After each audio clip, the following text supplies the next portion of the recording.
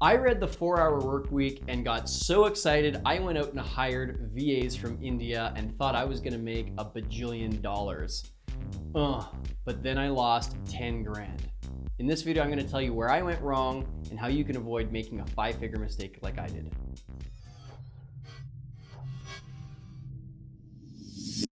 A handful of years ago, I read the 4-Hour Workweek and I was convinced I was gonna be just like Tim Ferriss. So I went and hired an East Indian virtual assistant, and unfortunately, I had a bit of a different outcome. After 3 months of losing money, month after month after month, I ended up having to fire my virtual assistant and I had lost $10,000. So where did I go wrong? My mistake was that I started hiring VAs too soon. I didn't really have a business in place that was really generating some money. In fact, I think that it probably makes sense to have a solid full-time income coming in off of your business before you ever hire your first virtual assistant. I didn't have that. I thought that I would just skip the hard work part and get on to the building the team and building the dream part. What's interesting when you read the 4-Hour Workweek is in the preface, Tim Ferriss himself explains how he went through the hard work phase too, of figuring out what kind of a business he could have to make money. He talks about how he had his speed reading course on campus. He even talks about how he went back to a day job in Silicon Valley. And then after that, he ended up starting Brain Quicken, his supplement company. And he had so many emails coming in from his outsourcers and contractors that he almost went crazy.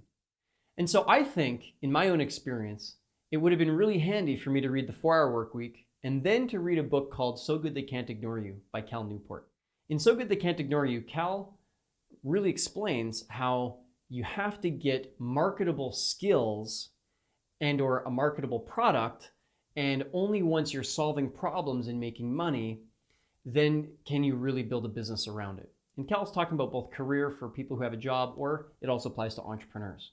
So I encourage you to really think about that. Do you have a full-time income coming in off your business? If you don't, it's probably not time to get a virtual assistant. Instead, it's probably time to work on your money-making formula, the service that you're delivering, the product that you're delivering, and really honing that so that you're making some respectable money off that.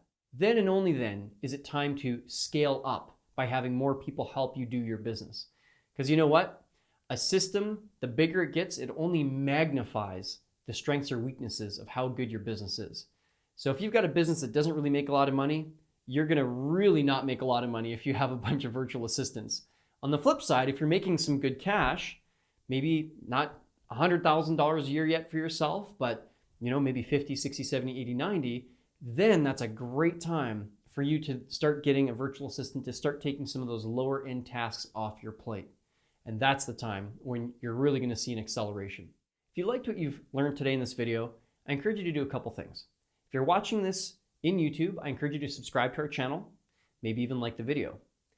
I also really encourage you, this is maybe the most important thing of all, is to go to profitfactory.com and get a copy of our free cheat sheet.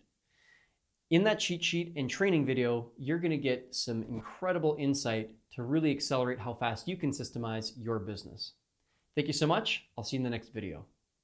All right, clap again. Yes, please. Actually, next time, please don't clap so loud. Oh, is it spiking just like crazy? Well, yeah. Okay.